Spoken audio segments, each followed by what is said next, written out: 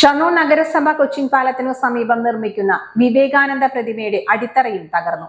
പ്രതിമ സ്ഥാപിക്കാനായി 4 വർഷം മുമ്പ് സ്ഥാപിച്ച കരിങ്കല്ലിൽ തീർത്ത അടിത്തറയാണ് തകർന്നിരിക്കുന്നത്. പ്രതിമ നിർമ്മാണം ഇപ്പോഴും അനിശ്ചിതത്വത്തിലാണ്.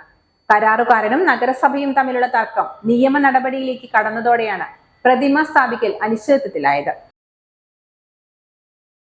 25 ലക്ഷം രൂപ ചെലവഴിച്ച് വിവേകാനന്ദ പ്രതിമ നിർമ്മിക്കുന്ന പദ്ധതി 10 വർഷത്തോളമായി വിവിധ പ്രശ്നങ്ങൾ ഉന്നയിച്ച് അനിശ്ചിതമായി നീളുകയാണ്.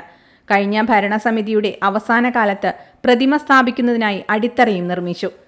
എന്നാൽ പ്രതിമയുടെ മോൾഡിന് വിവേകാനന്ദ സ്വാമിയുടെ രൂപസാദൃശ്യമില്ലെന്ന് കണ്ടാണ് മടക്കിയത്.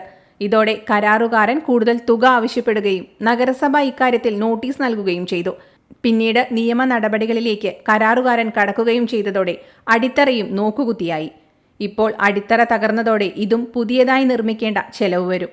ഉയരവും ഭാരവുമുള്ളതിനാൽ അടിത്തറ ശക്തമായിരിക്കണമെന്നതിനാലാണ് കരിങ്കല്ലിൽ അടിത്തറ നിർമ്മിച്ചത്. ആരോഗ്യത്തോടെ ഇരിക്കാം, മികച്ച പരിചരണം ഞങ്ങളുടെ ഉറപ്പ്. Shoranur medical trust, Shoranur.